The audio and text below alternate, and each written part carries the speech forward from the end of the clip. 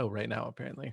Okay, cool. Hi, welcome to the uh, Math 114 practice final review. I'm your host, Steve Trig. Okay, let's get this thing started. So, check this out. Okay, finding the exact value of the tangent of pi over 6. It's just a unit circle question. It's going to be root 3 over 3. Exact value of the sine inverse of -1/2. We're going to our inverse trig stuff.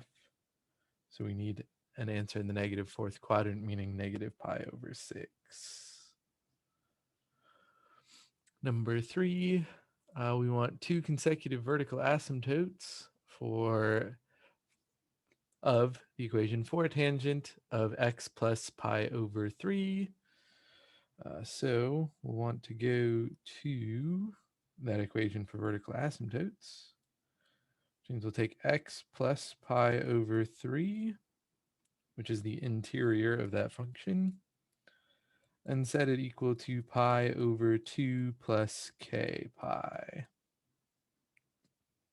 since that's where our asymptotes are going to be located. Solve this thing for x means that we get pi over 2 minus pi over 3, which is pi over 6 plus k pi.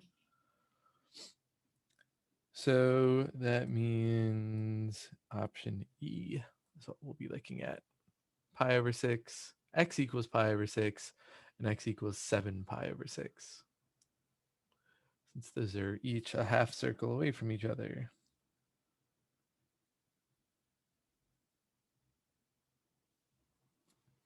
All right, number 4, we want to convert the rectangular coordinates 3, -3 into polar coordinates.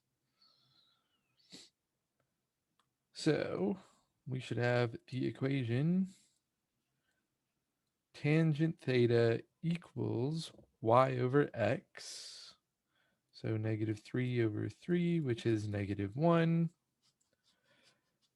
meaning our two possibilities for theta are 3 pi over 4 or 7 pi over 4. Now with a positive x and a negative y value, means we're in quadrant 4.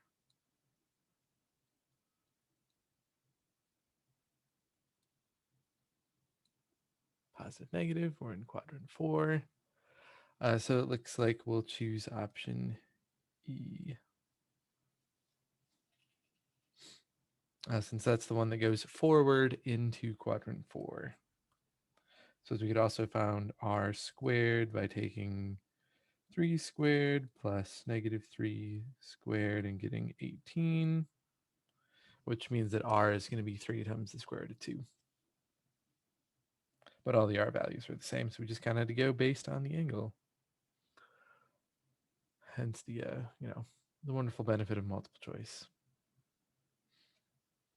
All right, number 5, the exact value of cosecant of 7 pi over 3. So we'll start by taking 7 pi over 3 and subtracting 2 pi to get ourselves a coterminal angle. 2 pi is 6 pi over 3, so 7 minus 6 is 1, so just pi over 3, which means I just need the cosecant of pi over 3, which should be option D, 2 root 3 over 3.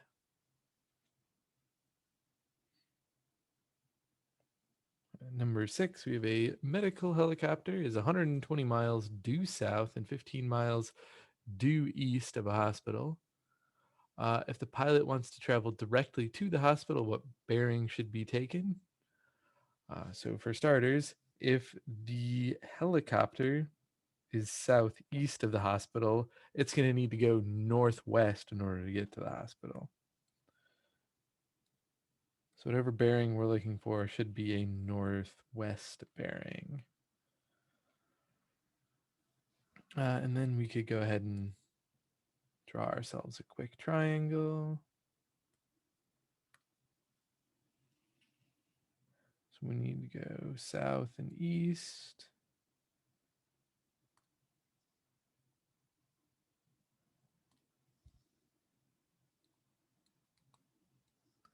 So let's do a plus in a circle for a hospital. That's what a hospital looks like, right? And we'll use H for helicopter, not hospitals. That could get confusing. Uh, and what is it that we really need?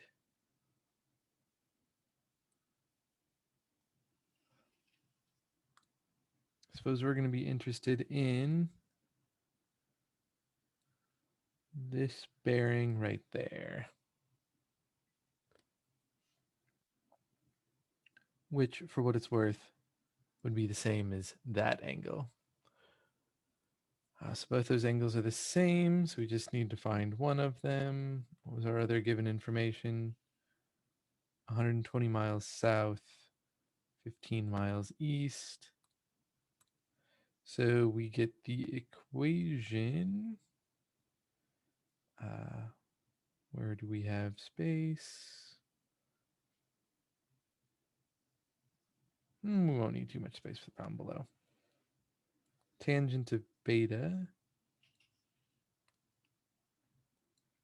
is equal to opposite over adjacent. So 15 over 120,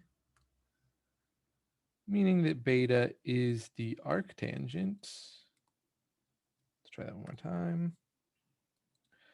The arctangent of 15 over 20.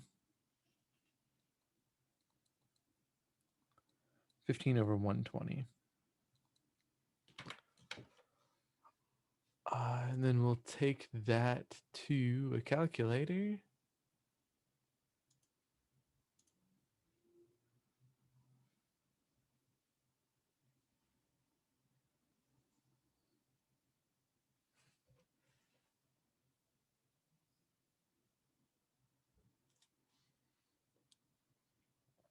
What did I get? I got 7.13. 7.13 degrees, and we already said we wanted to go northwest. So if we put those together, option D.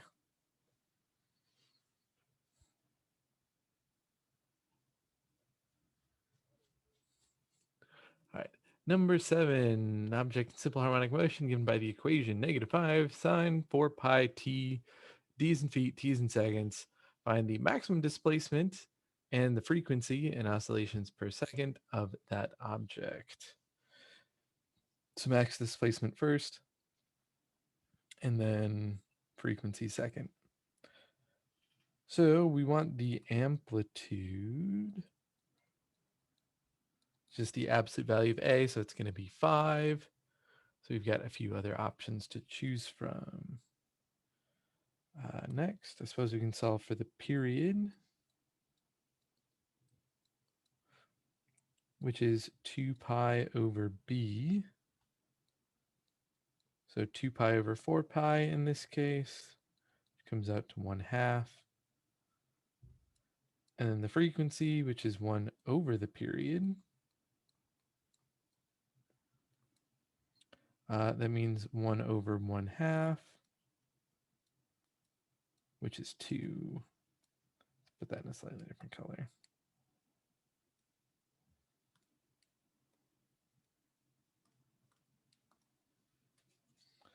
So 5 and 2 are the two answers we needed to give. So option E.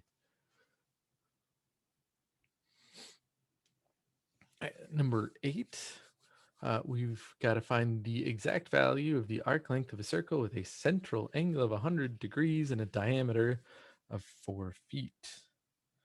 So I know it's probably been a while.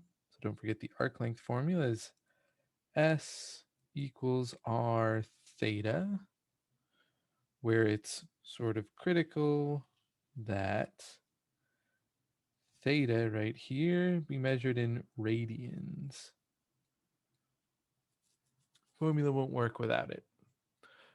So we'll need to convert our 100-degree angle into radians. Also, we're going to need the radius. And if the diameter is 2 feet, that means that R is The radius is 4 feet. La la la.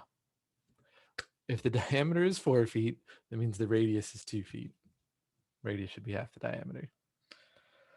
So if we just kind of go over here and plug everything in, r needs to be 2. Theta will be 100 times pi over 180. Throw that all together, and we're going to do an exact answer here. So it's 20 over 18, which is 10 over 9. So 10 pi over 9.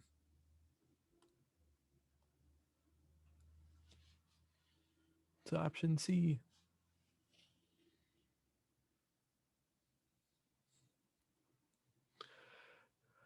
On to number 9, we have a polar equation. R equals 4 over secant theta. And we'd like to put that thing into its rectangular form. So let's start by rewriting a few things.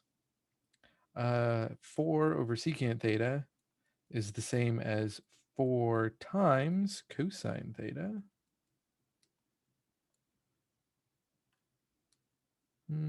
We haven't used that color in a minute. So r is equal to 4 cosine theta. Now, since I've got a cosine theta hanging out by itself, I'm going to multiply both sides of this equation by r, so that I can have an r attached to that cosine theta, giving me r squared equals 4r cosine theta.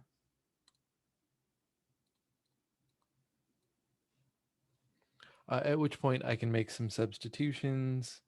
R squared we know is x squared plus y squared. R cosine theta is x. So x squared plus y squared is equal to 4x. Let's see if we got that somewhere. We do.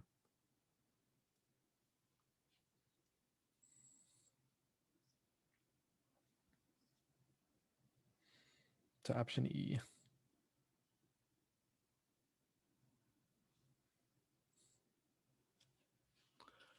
All right, then on to problem 10, which is where we'd start the free response section of a normal exam.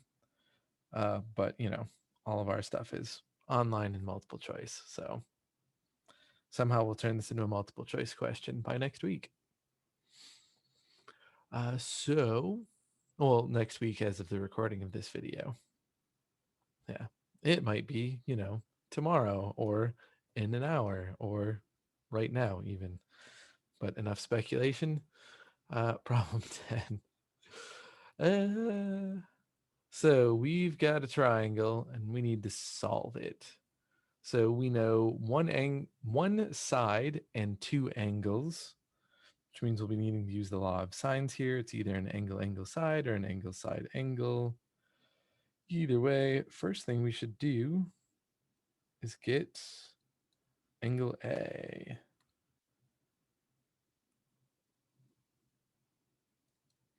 And it should be 180 degrees minus the other 2.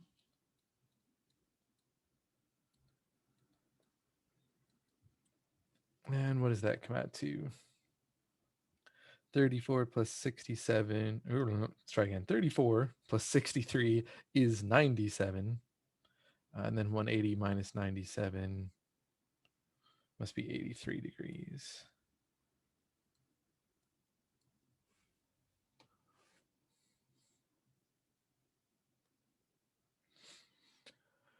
Right, next we'll look for, how about B? Might as just go alphabetically.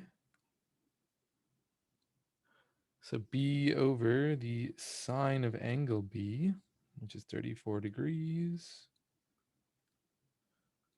is equal to A over sine A, so 3.2 divided by the sine of 83 degrees.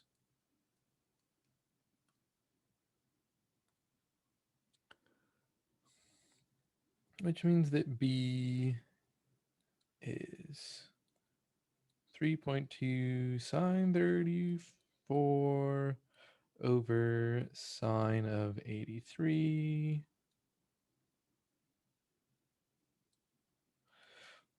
Put that in a calculator and you get 1.80.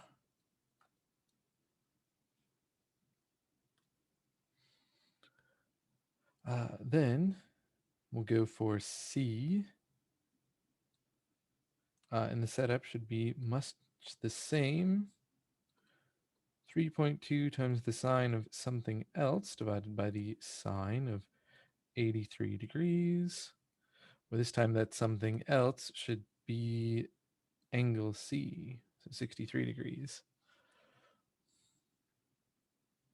So notice I'm taking that equation from over there where I was solving for B and just swapping out angle B for angle C. So, if you're doing this in a calculator, you might as well just go back up to the previous calculation and change the angle. Otherwise, you could set up the whole process again, just like we did for side B, and work it out to get this equation. Either way,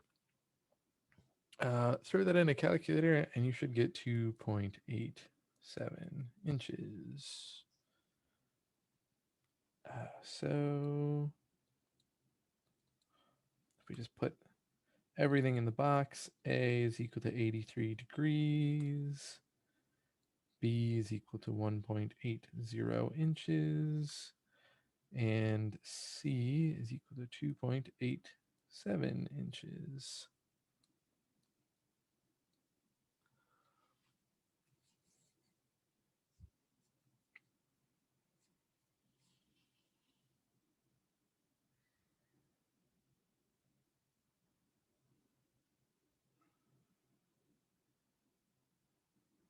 All right, on to part B, finding the area of this triangle. An area is 1/2 A B sine C. A B sine C.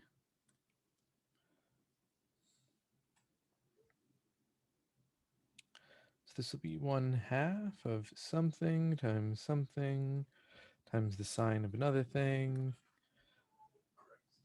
So A we were given was 3.2. B we solved for, it's 1.80. And angle C was also a given. It was 63 degrees. Plug all that into a calculator. You should hopefully get 2.57. And we'll put our units of square inches on there.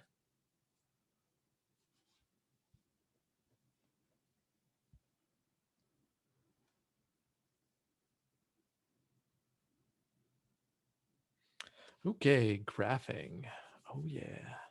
So for the graph given, write the function a sine of bx minus c plus d. So we're looking at a sine graph on this one. So I'm going to start by getting the range, which means looking here and here, the maximum and minimum y values. Looks like that minimum is -2, while the maximum is 8. So we'll put the range down. And the range will allow us to find a few things. We're going to be able to get both the amplitude and the vertical shift just based on the range. So that amplitude should be 8 minus -2, all divided by 2, which will come out to 5.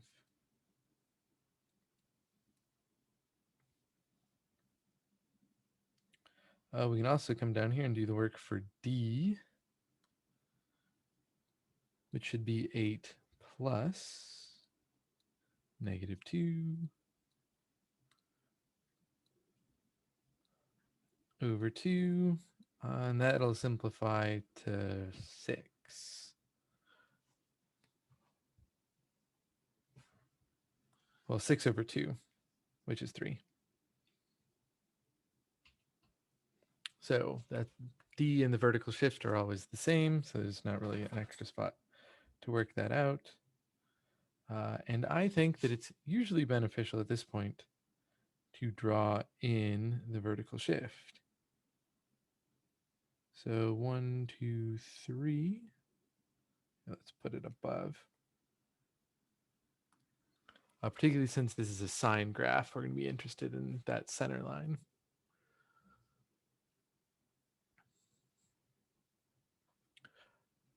Next, since we're reading things off the graph and we've done everything we can with the range, we'll go for the period next, which the period should be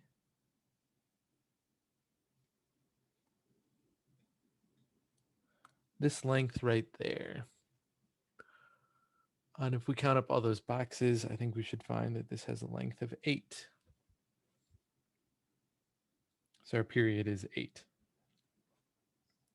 And this should be 8 times 1.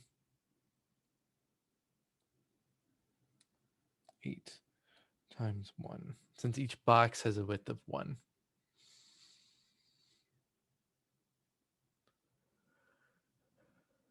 Okay, so next we'll need to pick ourselves a phase shift. I'll start by looking at all the potential phase shifts.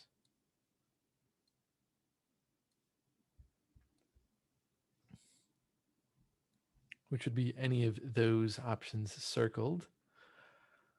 And so pick any one and we'll be in good shape. So I'm going to go with this one, which looks like it's at a value of -3. So my phase shift is -3, but you could have picked any of those points that were circled. All right. So based on our choice of the phase shift, A is going to come out positive. So A is +5 because I chose a point on the graph where it immediately started moving up after the phase shift. But A also could have come out negative had I chosen my phase shift differently. On to B. We know that B should be 2 pi divided by the period.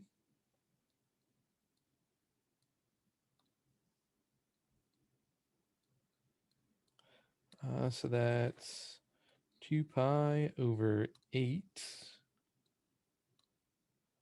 which we will simplify to be pi over 4.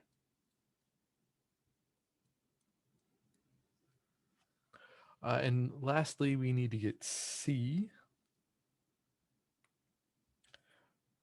which C should be equal to B times the phase shift.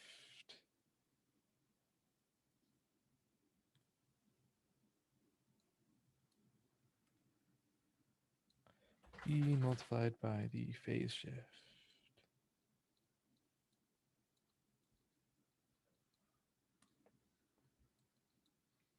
So we're looking at pi over 4 times -3. That's what we chose. And it comes out to be -3 pi over 4.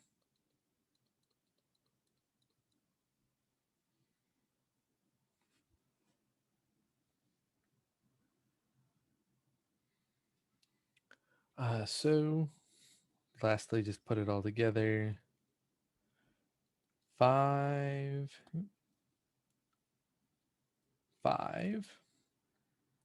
times the sine of pi over 4x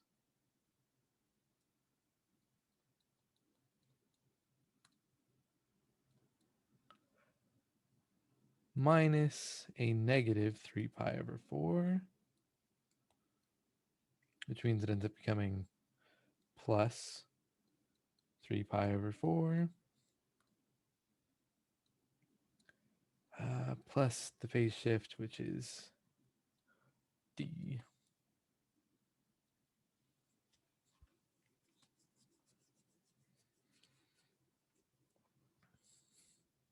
And that's the whole equation.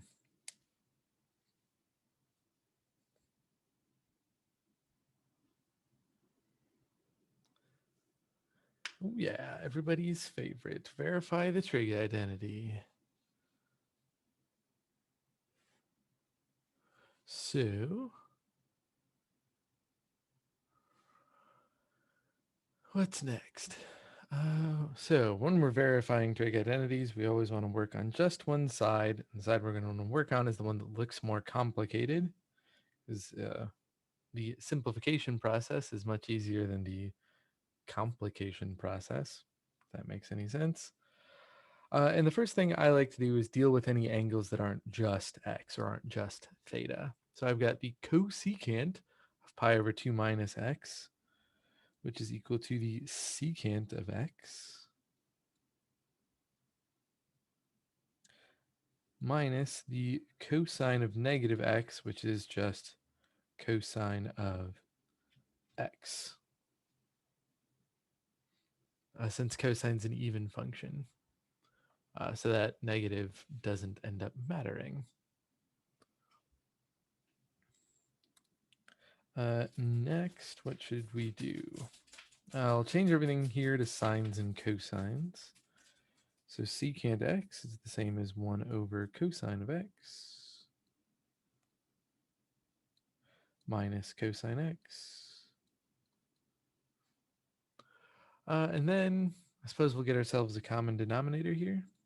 So I'm going to multiply this cosine by cosine x over cosine x, which should give us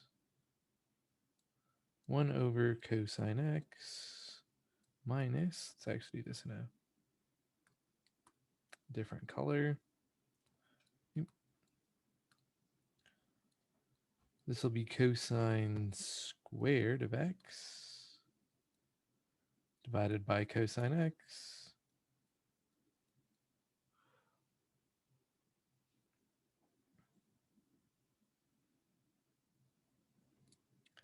giving us 1 minus cosine squared of x divided by cosine x.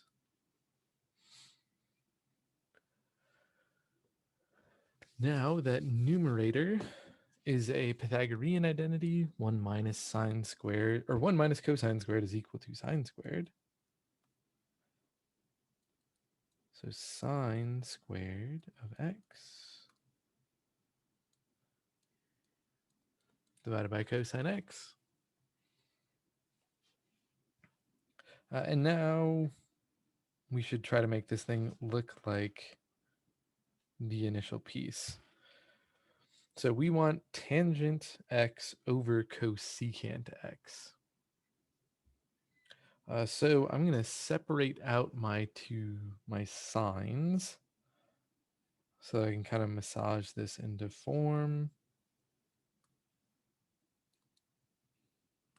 So I'm going to say this is sine of x over cosine x times sine of x over 1.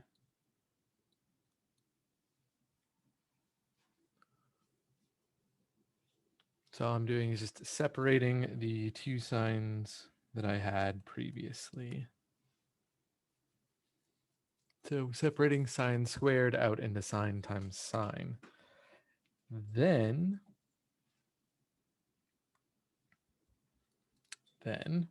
we're going to take sine x over cosine x and say that that's tangent x. And sine x over 1 is the same as 1 over cosecant x, which gives us tangent x over cosecant x, which is what we were initially trying to show.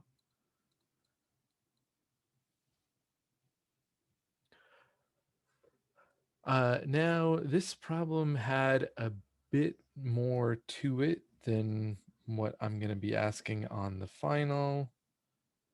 So when it actually comes to the final exam, be able to get this far in the problem. If you can get to that step, you're in good shape. Don't worry about the stuff at the bottom. So in the end, as long as you can do about this much of the problem, that's what you should expect to see on the final. Roughly this level of difficulty.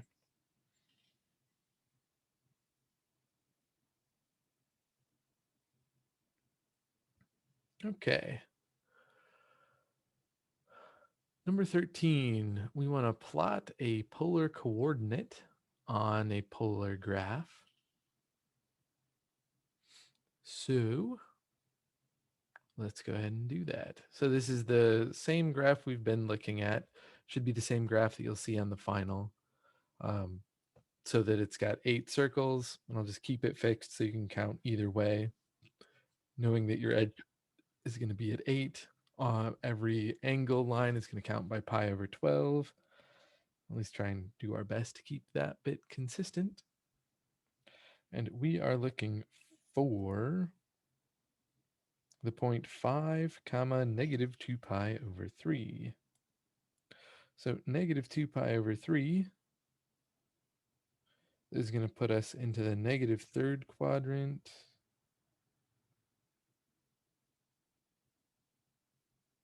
Should be this line right here.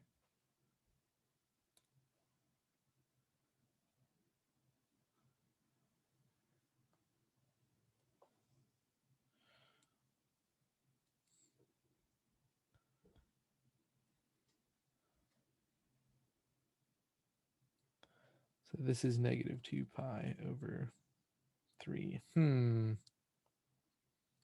Doesn't quite show up as well as I would have liked it to. There we go.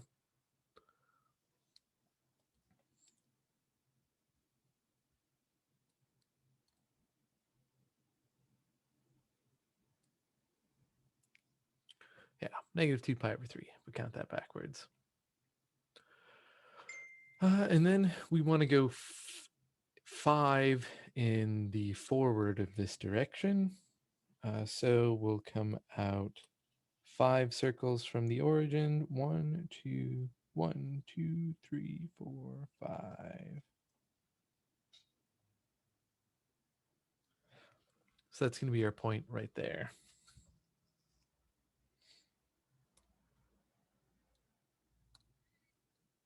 Five, negative 2 pi over 3.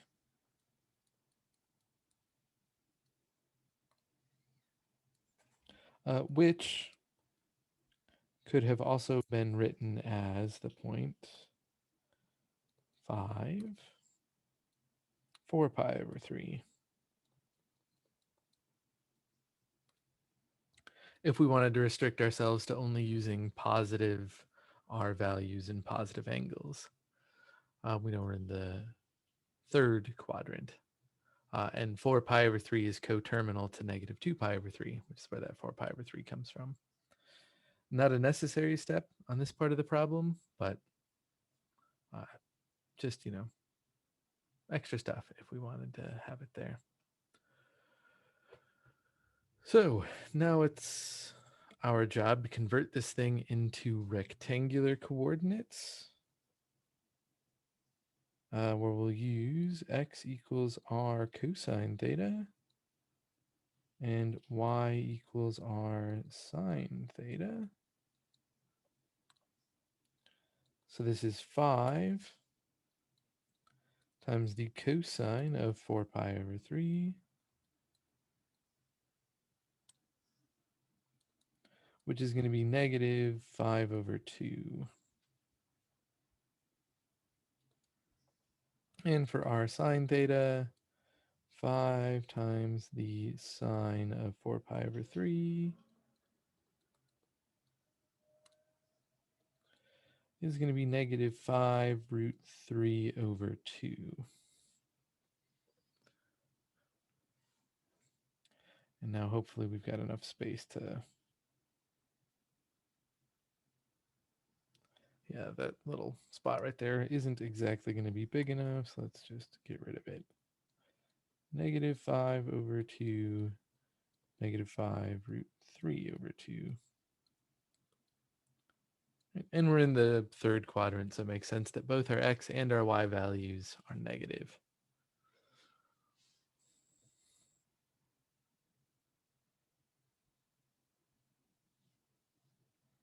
On to number 14.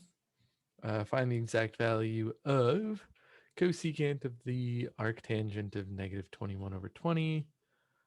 Show all work, including a reference triangle. So if we make ourselves that reference triangle, I suppose keep in mind that we haven't done theta in a while. Let's do theta. No, we've been using alpha and beta on all of these. I think I've been doing alpha in red. Yeah, because beta is in blue. B, blue, beta. Yeah. So we want the cosecant of just some angle where that angle has the property that the tangent value is equal to negative 21 over 20. So we'll make ourselves that reference triangle. Since we're taking the tangent inverse of a negative number, that angle should be in the fourth quadrant. And we have our opposite and our adjacent sides. So opposite over adjacent, 21 goes on the opposite side, 20 on the adjacent side. We're in the fourth quadrant, so the opposite side should be negative. And we'll use the Pythagorean theorem to get the hypotenuse, which in this case should be 29.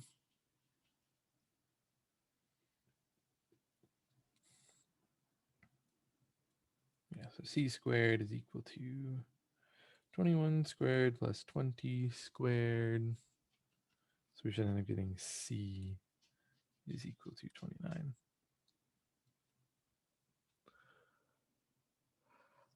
So lastly, let's scoot that out of the way. Bring it down here. So what we're really looking for then is the cosecant of alpha, which means we want the cosecant of the reference triangle that we just drew. Cosecant is hypotenuse over opposite. So we want 29 over negative 21.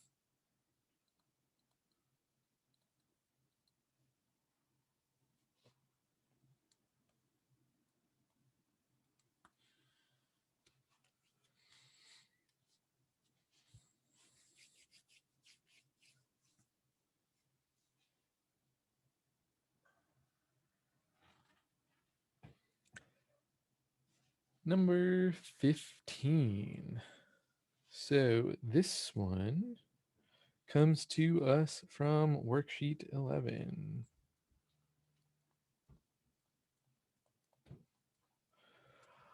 And worksheet 11 was cut from this semester. So this question isn't going to show up on the final. So go ahead and cross that out. If we look at number 16, this one again comes to us from worksheet 11. So it is also not on the final.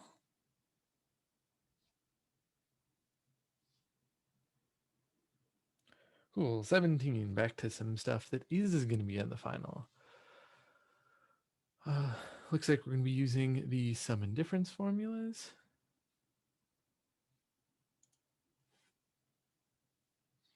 So we have enough information to get a reference triangle for both alpha and for beta. So we'll go ahead and do that. So we're told that secant of alpha is negative, while sine of alpha is positive, which must mean that alpha is in quadrant 2. Then we're straight up told that beta is between pi and 3 pi over 2, which will be quadrant 3. So we'll combine those two pieces to get our reference triangles, one of which should be in quadrant 2 and the other in quadrant 3.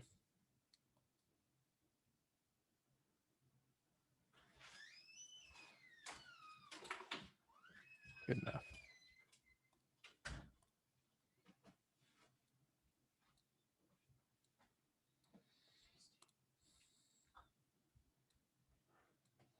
So there's our angle alpha. There's our angle beta. And let's start putting some numbers up here. Secant is negative 17 over 8. So 17 should be our hypotenuse. 8 will be our adjacent side, and the negative goes on the 8 because it never goes on the hypotenuse. If we put all of that into the Pythagorean theorem, we should get that our missing side is 15. It'll be positive because we're in quadrant 2. For that tangent value, tangent is 15, root 15 over 1. So our opposite side will be root 15. Our adjacent side will be 1. And we're in the third quadrant, so both of these are negative. And then we'll use the Pythagorean theorem to get that our hypotenuse is 4. 15 plus 1 is 16. Square root of 16 is 4. Now that should give us all the information we need to get the next two parts. So we've got the sine of alpha plus beta, which if we go to the formula, should be sine alpha cosine beta plus sine beta cosine alpha.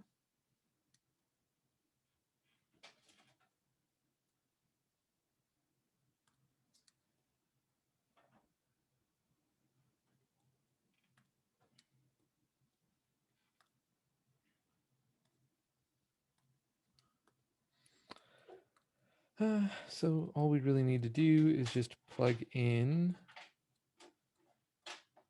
4 different values from our 2 reference triangles. Start with the red one.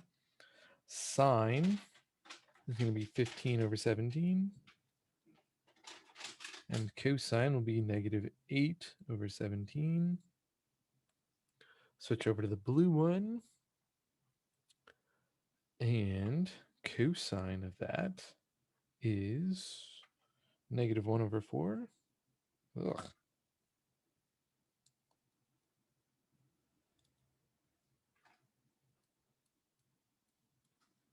And the sine is negative root 15 over 4.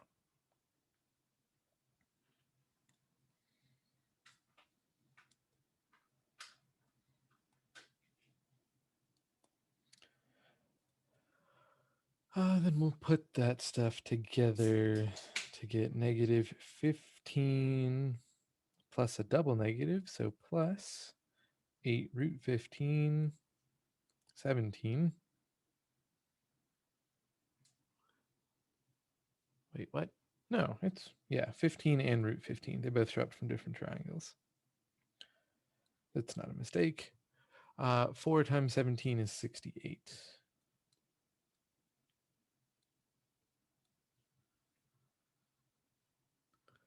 So negative 15 plus 8 root 15 over 68. Am I going to run out of space if I try to do that? Yeah, I am. So just leave it where it was.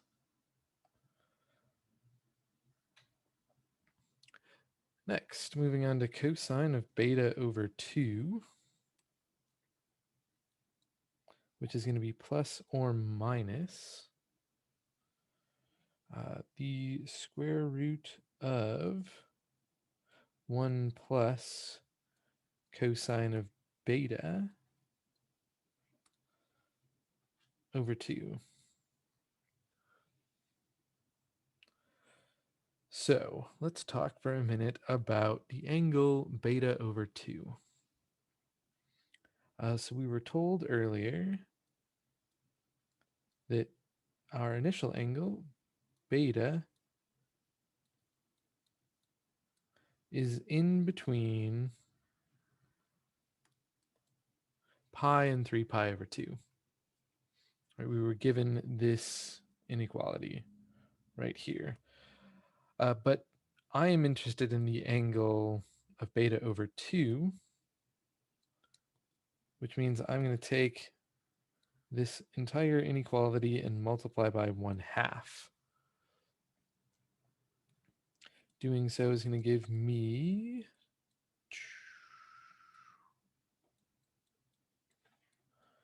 this inequality,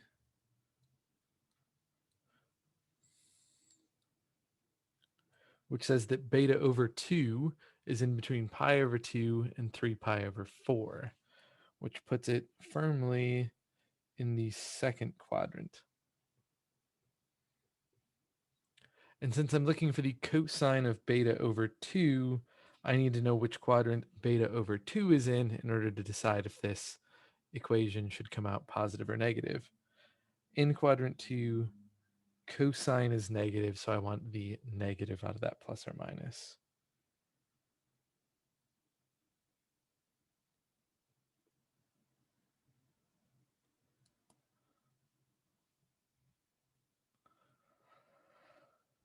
So if we move this along, that negative is going to show up over here because of the work that we just did. Actually, let's just move that. I think it'll be a little less confusing if it's up there.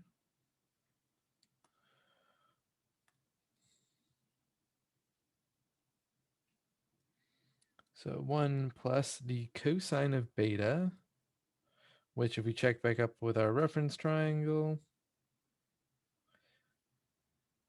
cosine of beta was negative 1 over 4.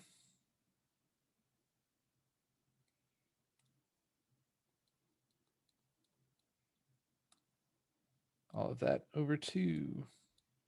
Looks like I maybe should have been doing this stuff in blue.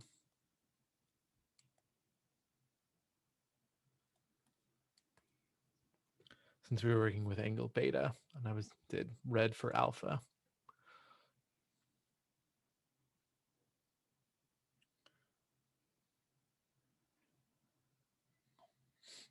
All right, and then we'll simplify this where as much as we can.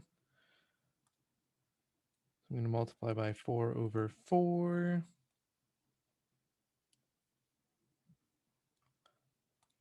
So this will be 4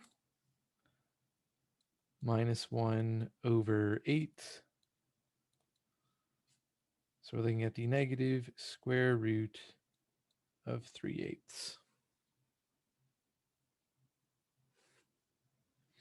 Or if we wanted to simplify this, multiply by 2 over 2.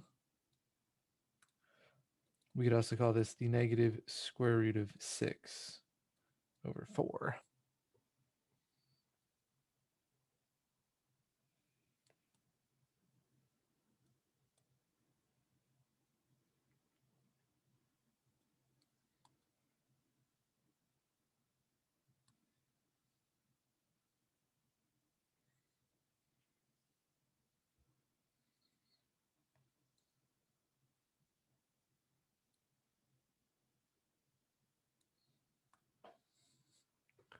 Maybe I'll just section it off like that.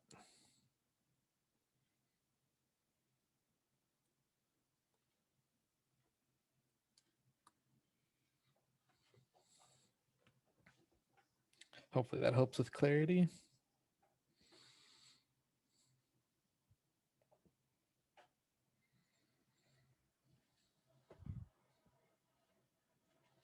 All right, number 18, we get a word problem. Ship travels 58 miles due east, then adjusts its course to 72 degrees east of north. After traveling another 89 miles in this direction, how far is the ship from its point of departure? And draw a fully labeled diagram. Okay, so we've got a ship that's going to start by traveling due east.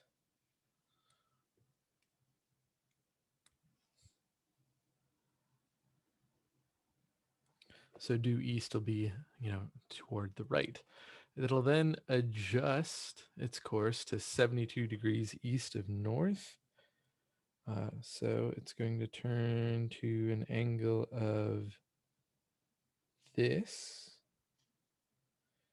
Since I want to measure that 72 degree angle, that's 72 degrees from the north-south line, in this case from due north since it's east of north, which will just mean an 18 degree angle coming up from the horizontal line.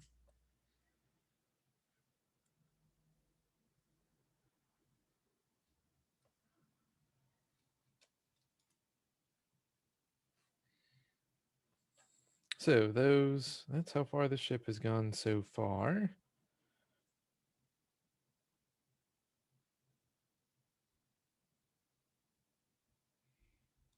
Here's where possibly our more accurate diagram is kind of getting in our way.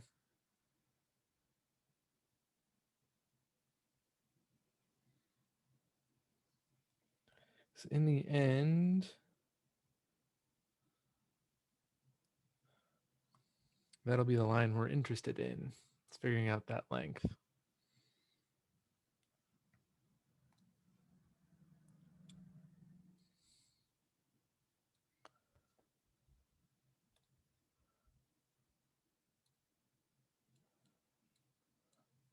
So we know that that angle right there is going to be our 72 degree angle.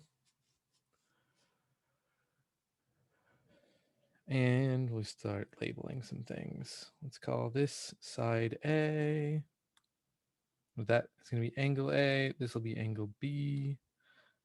That one angle C. We'll just go in order of where that ship has been. And what is it that we know? We have this distance is 58. We know that this distance is 89. And ultimately, we're going to be looking for that unknown distance, which I've labeled B.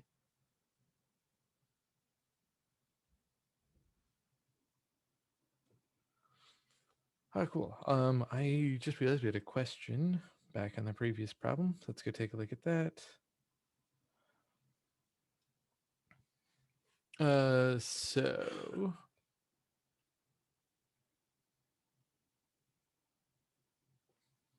all right, it looks like everything here is correct. All right, going back to problem 18. Right. So we were looking for side length B, since that'll be the distance to the ship from its point of departure. So we'll need to start by getting angle B.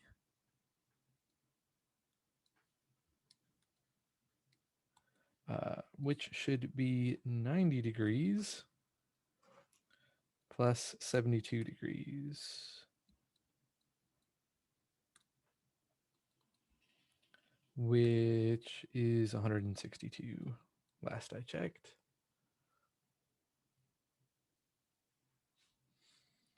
All right, and now I know two sides and the angle that's in between them, which means I should probably use the law of cosines. So b squared should be equal to c squared plus a squared guess I don't really need that, do I?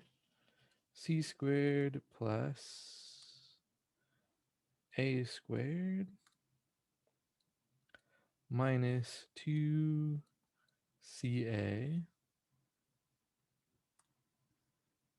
58, 89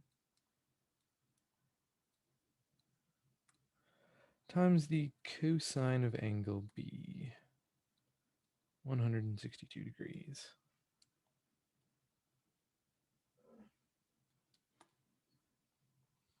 Give that 58 a little more presence. So this thing is all just a calculator problem. All we got to do is plug everything in.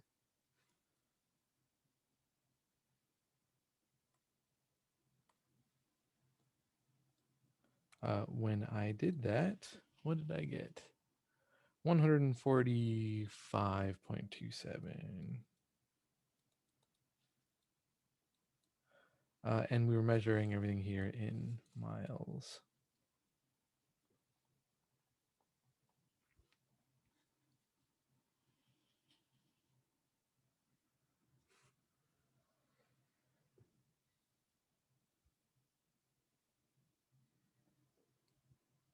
All right, on to number 19.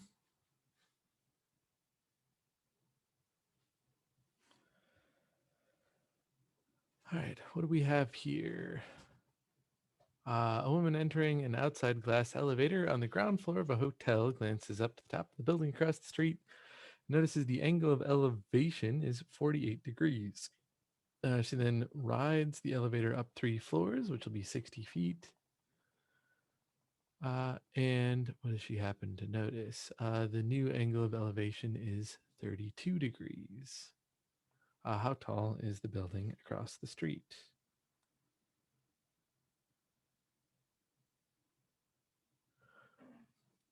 So draw ourselves a ground and a building over here on the left that we're going to be riding up.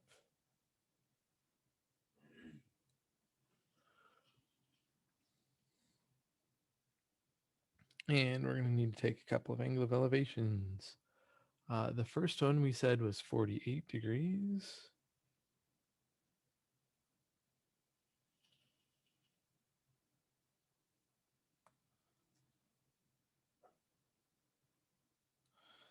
Then we're going to ride up the elevator and come to a 32 degree angle of elevation.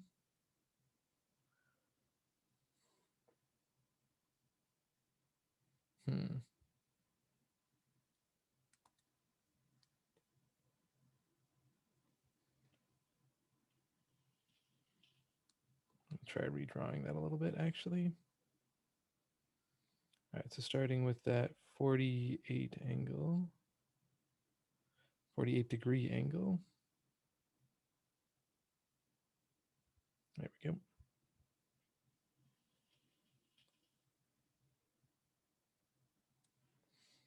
And then a 32 degree angle.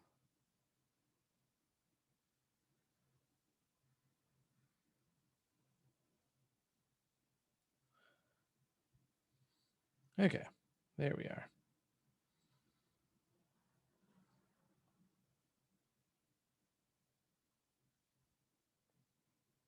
If we take that point of intersection to be the top of the building,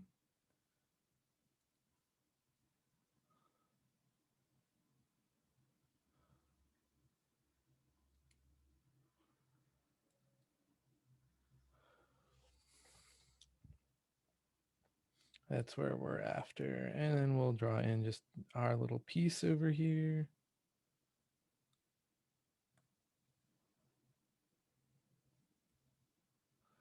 Just means it might be easier to measure it from this side. So that line should be our elevator ride. And while we're here, probably also want another horizontal line right here.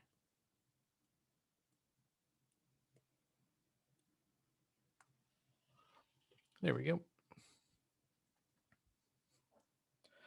So if we start measuring some stuff over here, what do we got? We started with this 48-degree angle of elevation and this 32-degree angle of elevation.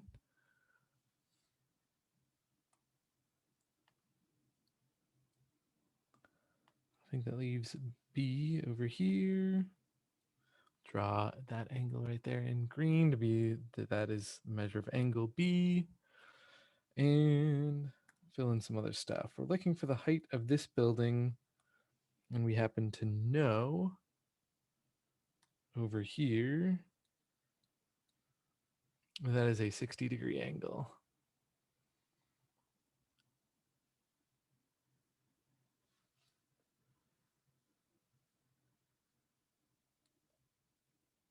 Let's actually color that in purple. So that if our angle of elevation over there was 48 degrees, that leaves 42 degrees on the inside of on the interior of that outside triangle. Yeah, I definitely do mean 60 feet, not 60 degrees. Looks like I read degrees a few too many times. Yeah, it's 60 feet. Next, that's a little cramped. I'll just leave it labeled 60. So what do we have here?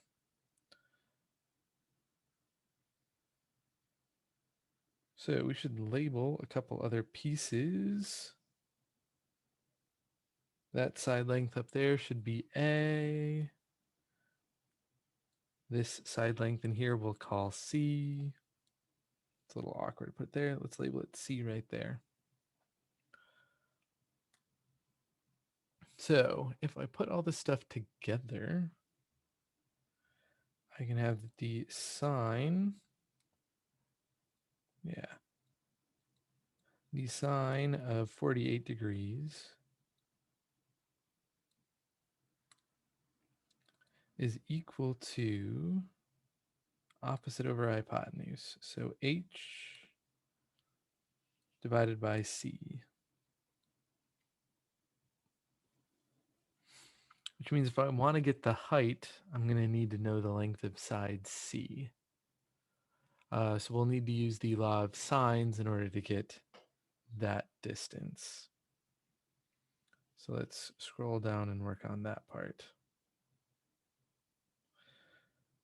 So let's start by getting the measure of angle C, because we don't technically have it yet. It is related to that 32 degrees, but it's not equal to 32, since it should be 90 degrees plus 32.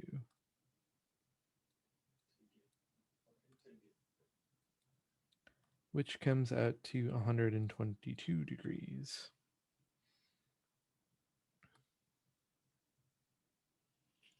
We'll put that together to find angle B, which would be 180 minus 42 minus 122, which doesn't leave a whole lot left over, but there's something. So that's 164, so it looks like B is going to be 16 degrees.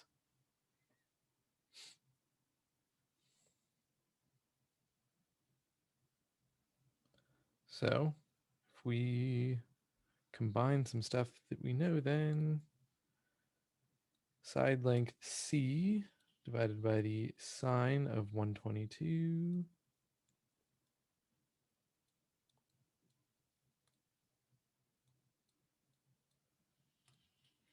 is equal to 60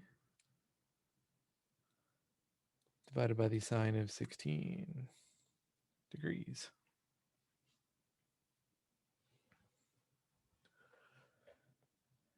And then this will give us that C is 60 sine 122 over sine 16.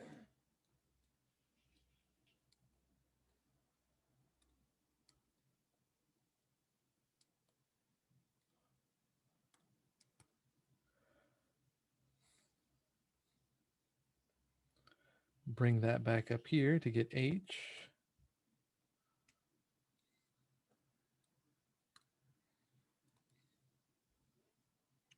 Which we said was c sine of 48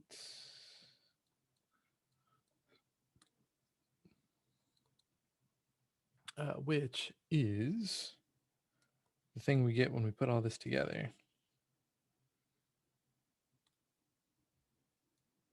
60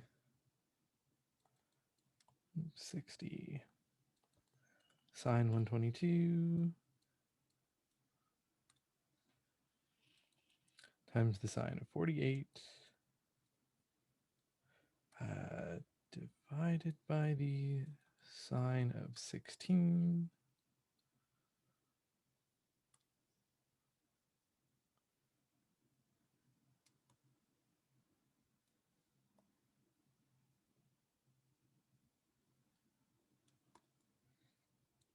which in turn is equal to some number.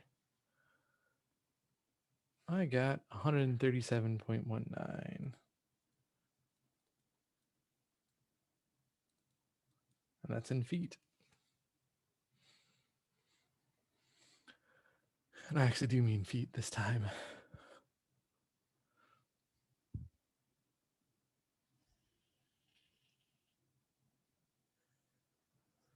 All right, and that should be it.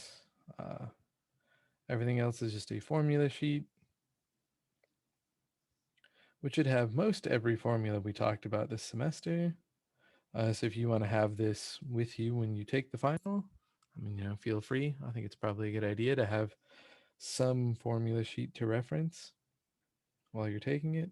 It's open note after all, so yeah, go ahead and have whatever you want. All right, and that'll conclude this review. So good luck on that final exam. Yeah.